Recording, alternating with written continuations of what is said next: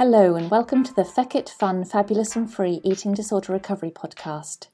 I'm Helly and I'm here to provide regular bursts of information and inspiration, some neuroscience applicable to eating disorder recovery, perhaps a few rants, but otherwise lots of positivity with a bit of a feck it attitude, some fun and a sprinkling of fabulousness to help everyone find freedom in recovery.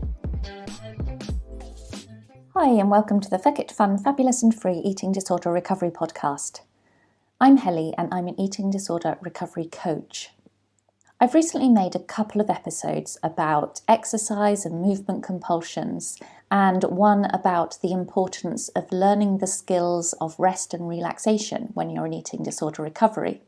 And following those episodes, a couple of people asked me if I could make an episode about different tools you can use to help learn how to rest and relax again when you are going through eating disorder recovery and really trying to break all those movement and exercise compulsions that you might have while still making yourself eat enough food.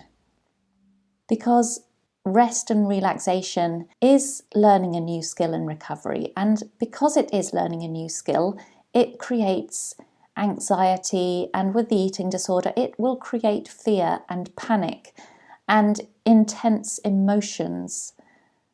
But also, like any new skill, without the added layer of the eating disorder to it, it will also feel quite clunky and wrong and quite hard on your brain too, because when the brain's learning anything new, it has to go through a whole sort of learning and rewiring process by itself, which makes your brain feel like it is working, because it is. So if you want to listen to the earlier podcast first, then go away and listen to those episodes and then come back to this one.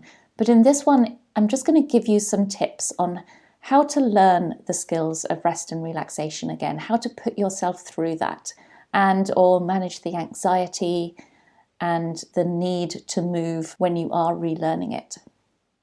First of all, and this one your eating disorder is not going to like at all, is eating enough food. And I know you've heard it all before that you have to eat without restriction in eating disorder recovery, but even when it comes to learning to rest and relax, if you are eating enough food, it makes all the difference to being able to rest and relax. And I know your brain is telling you that the opposite to that is true, that your brain is probably telling you that if you eat more food, then you're going to get even stronger exercise and movement compulsions. So it's safer to eat less so that the exercise compulsions are less. But actually, if you put yourself through it, you might be surprised to find that if you are eating consistently high enough amounts, the need and the compulsions to move and exercise will also reduce. And that is because if we take it back to the eating disorders being a response to a famine situation scenario, then if you're restricting your food intake, your brain at a baseline level is thinking there isn't enough food in the environment, it's not safe to stop here and rest. It needs to keep moving to hunt for the food. While you're not eating enough, your brain is still going to think it's not safe to rest and relax, and it has to keep hunting no matter how physically depleted and under-resourced you still are. But once you are eating enough and consistently eating a high enough intake, then your baseline brain is going to think, okay, food is available in our environment now. We don't need to keep pushing ourselves to hunt for the food because food is available right here, right now. So in that case, it's safe to rest and relax here. And that's when some of those urges to just keep moving, keep doing, keep busy, will start to just slowly switch off when you're eating enough food, because your brain will be like, okay, yeah, we can rest here. It's safe. It's okay. Let's chill out.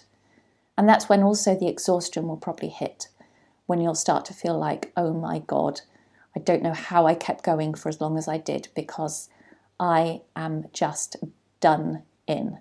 My body hurts. I just need to stop. I just need to rest. And when that happens, you need to let yourself rest. You need to keep eating huge amounts and you need to let your poor body just repair all the damage that's been done to it over the years if you're having an eating disorder. So the biggest tip I can give you, and I know the one that you really, really, really hate, is eating enough food. And that is consistently really high amounts of food. That includes foods that you're scared of, foods that are high in fat, foods that are high in sugar, carbs, all the things that you really probably don't want to be eating. Eat them all, eat them in high enough quantities, and some of those movement compulsions will just turn themselves off naturally. I know it happened to me in that way, and I know it happens to other people in that way as well. The other tip I will give you is to have a plan for what you're going to do in your most active times of the day. Have a plan that when you are usually most active in your day, make a plan to be sedentary and for things that will actually distract you at those times. So if you always go for a run or a walk at 11 o'clock in the morning every single day, then make a plan that at 11 o'clock in the morning I'm going to do this, and that's going to be something that involves sitting down and will distract me. And be really specific about that at first. Lay out the times if you need to for the whole day so that you can keep yourself accountable, and so that you know that 11 o'clock you'll be sitting down to phone your mum, and at 3 o'clock you will be watching the next episode of Gilmore Girls on Netflix. I choose Gilmore Girls because that's what got me through a lot of my recovery. But whatever it is, be very specific. Make yourself a little timetable if you need to. Pick out the times of day that are going to be particularly challenging, the times of day that that you're usually your most active, and really make plans that will keep you sedentary, and then find ways to keep to that plan. And to do that, you might want to be accountable to someone.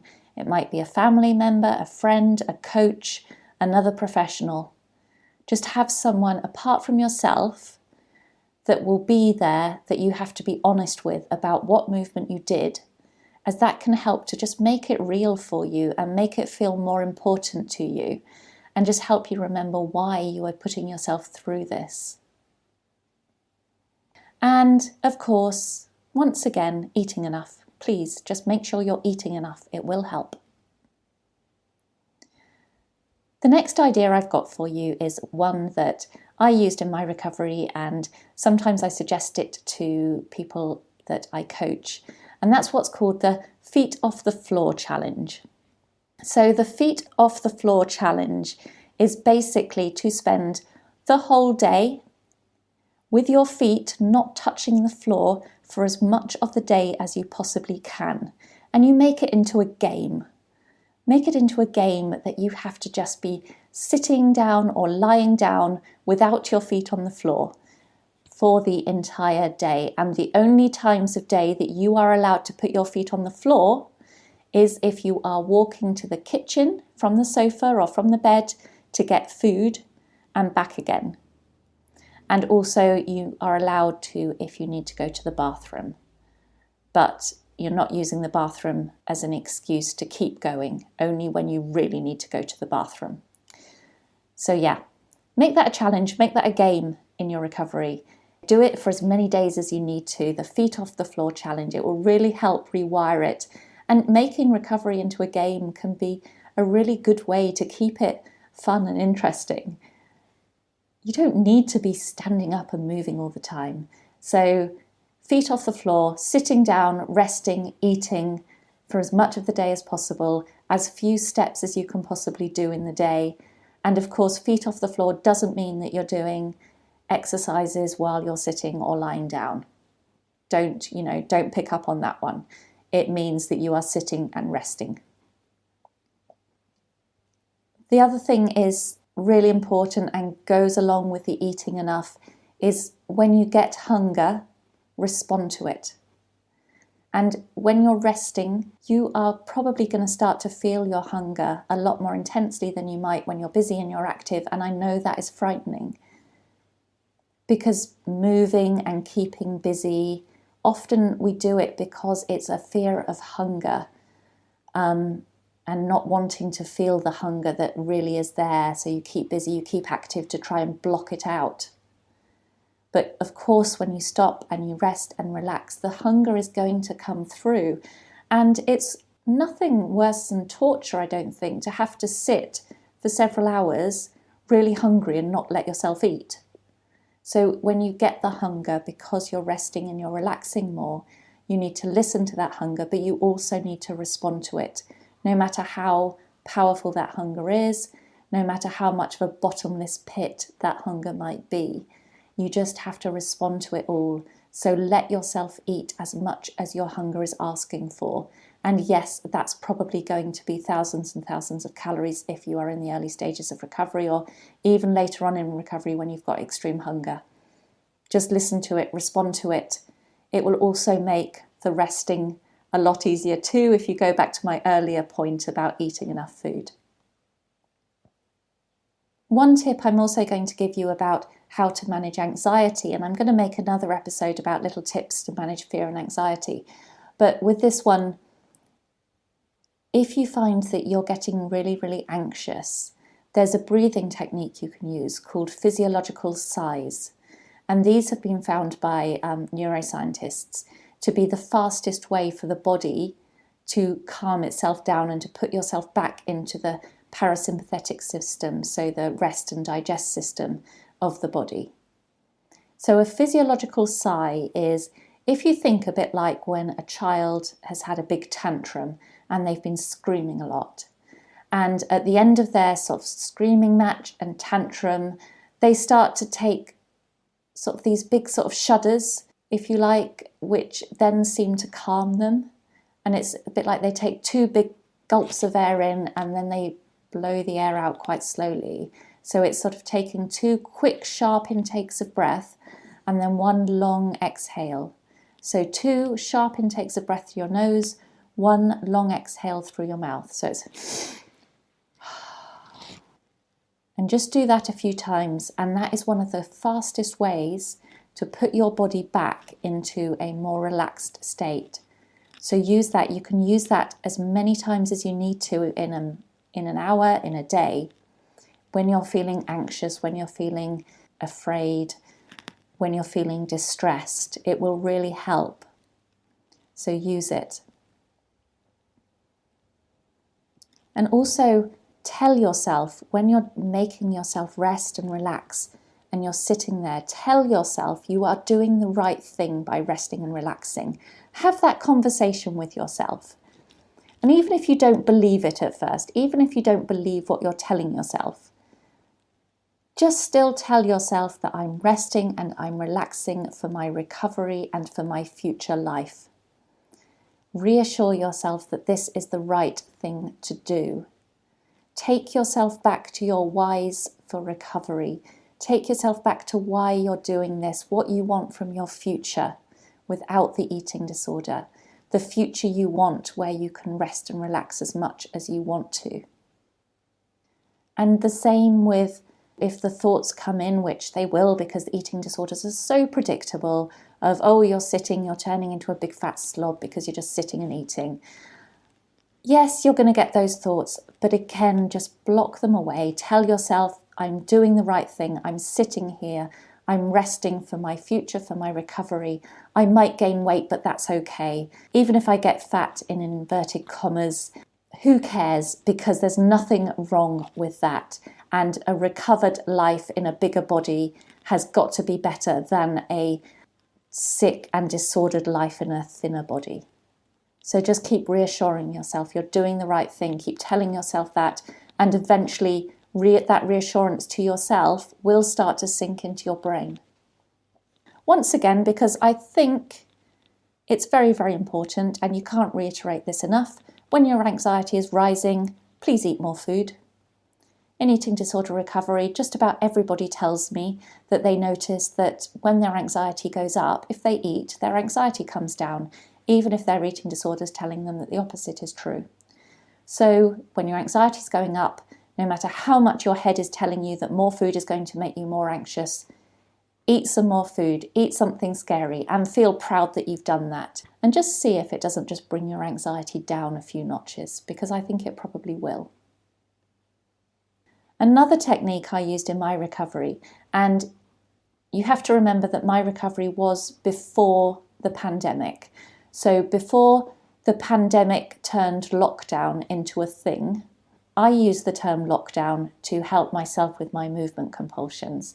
So I would put myself into a form of lockdown during my recovery, where I sort of built myself a little nest at home, made myself, a little space that was comfortable, that was nurturing, where I had lots of pillows, I had a big bean bag, and just made it really cozy and inviting. And I surrounded it with notes for myself too, about why I was doing this, why I was doing recovery, and I put them up around me so I could see them and that they would remind me, this is why I'm not moving from this spot today. And then I'd also tell people at home that I am in rest mode, and usually if I was feeling quite anxious, I probably wouldn't want to be disturbed, because then I would just turn into a irritable and nasty person if anyone tried to disturb me, and I could get quite snappy. So I'd often warn people not to disturb me unless it was an emergency or they might risk having their head bitten off. And then I'd try and just put myself in lockdown, just nest down, curl up with lots of food around me, put on Netflix, put on whatever it was, and try and just block the world out and try and just stop those urges to go for a walk, those urges to get up and move. And do that for days, do that for as long as you might need to. And because I also went through this stage of recovery in the summer, often the weather was quite good and it was inviting, and I wanted to go out for walks because I was thinking, look, what a beautiful day it is outside, I should be out walking. But on the other hand, I knew that to go out walking would be completely the wrong thing to do for the eating disorder. So I would literally, even though it's such a beautiful day outside, I would close the curtains. I would shut myself in the room with the curtains closed and really hunker down and pretend that the world wasn't out there being beautiful, pretend that it was pouring with rain outside, pretend that it was midwinter and it was dark outside, and just really hunker down with the food and just try and allow my brain to learn that rest was a good thing to do and rest was okay and that I was safe to be resting. And while you're doing all this, while you're putting yourself through all of this, I would definitely advise you to have your tissues ready. Have boxes of tissues ready, because you might well need them. When you're going through this in recovery, let your emotions in, because you are going to need to. You might want to scream and cry when you're going through this, and you might be really irritable and angry. And unfortunately, you do have to go through that. You do have to go through that process, those distressing and horrible emotions. Sometimes it's like a deep depression can come upon you in this stage of recovery. But I really think the only way out is through. So get your tissues ready. Know that it's okay to cry. It's okay to scream. It's okay to throw soft things against the wall if you need to. It's okay to be irritable and angry. Warn people that you might be irritable and angry.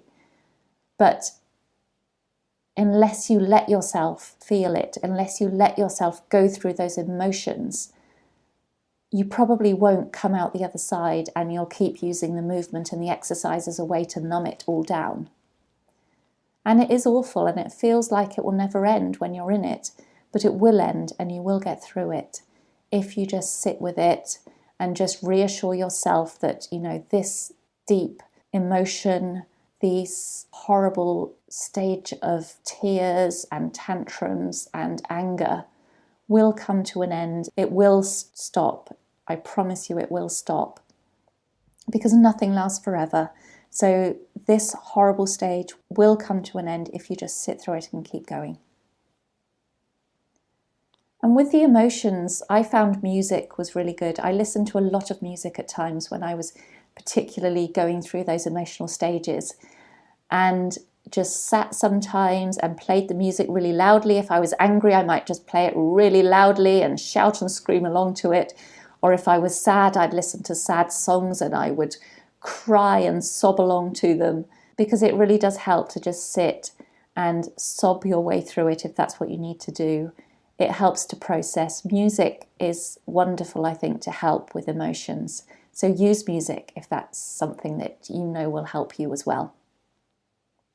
And for those of you who use housework or gardening as your way of staying busy as well, just accept that the house might get dirty.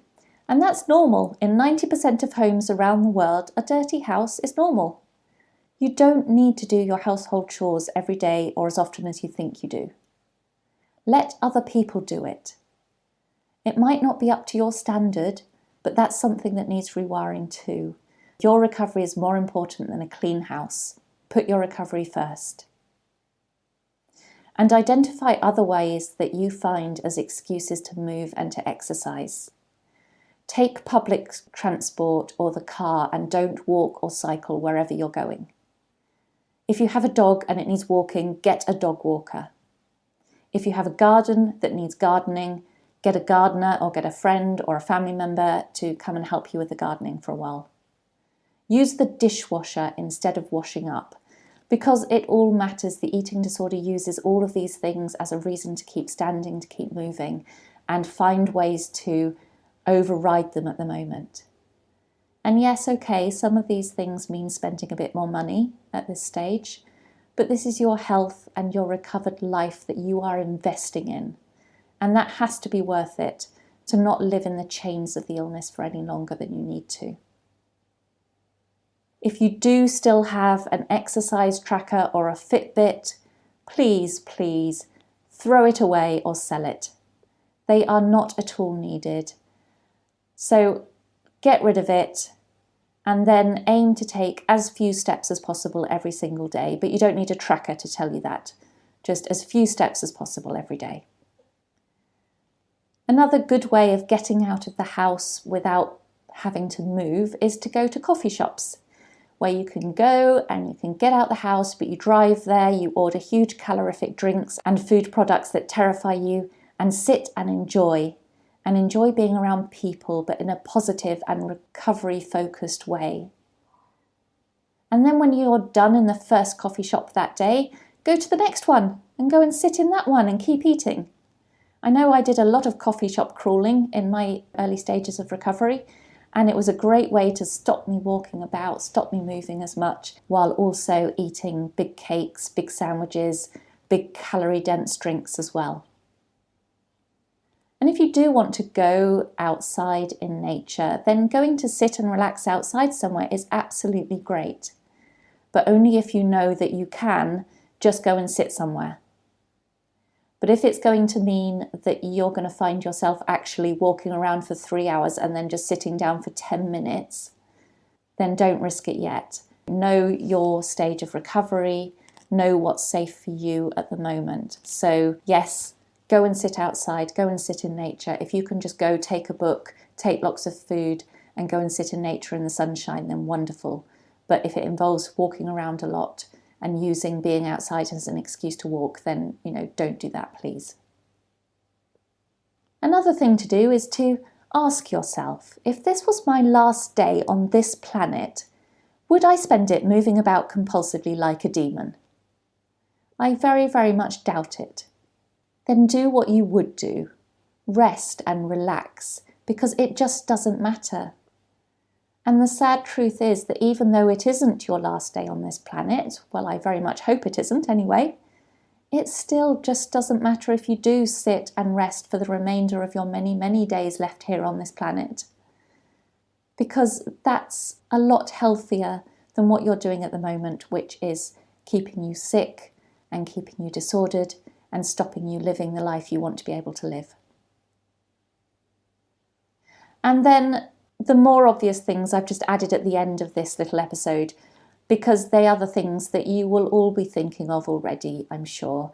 There's all the distraction things to use, things like crafting, colouring, journaling, things that are mindless, as you need mindless things for recovery because you need your full mental focus to be on recovery. But just mindless things that will keep you occupied in a less stressful way when you are sitting down. So I found journaling so important to me in recovery, but also things like knitting, sewing, cross-stitch, those adult colouring in books, whatever it is that works for you that you can do sitting down that doesn't involve any sort of intense brain activity. They're all great things to do. And for anyone, who does use mindfulness or meditation, then do that as well. I've always struggled a bit to get into mindfulness and meditation, but I have tried it in the past, and I know when I have made myself do it, it is powerful. And if you can do it and it does work for you, then please use it, because anything that works matters. So use everything that you can. So that's just a few tools and tips for how to help yourself rest and relax. And as I say, use people to help you as well. Use people to help hold you accountable. It's not easy to get through this stage of overcoming the exercise and movement compulsions, but pushing yourself to keep resting and relaxing every day and keep eating high amounts every day, and you will get there. I promise you, you will get there if you just keep your focus on doing that. So that's been quite a long episode. If there's anything else you want me to talk about on this podcast series, then please let me know by email. Otherwise, if you want to know more about my coaching, then you'll find me on hellybarnes.com. And I'll speak to you again soon. Bye-bye. Thank you for listening to the Feck It Fun, Fabulous and Free Eating Disorder Recovery podcast. Don't forget, eating disorder recovery doesn't have to be boring and doesn't have to be serious. Now go and grab yourself some food and have a fabulous rest of the day.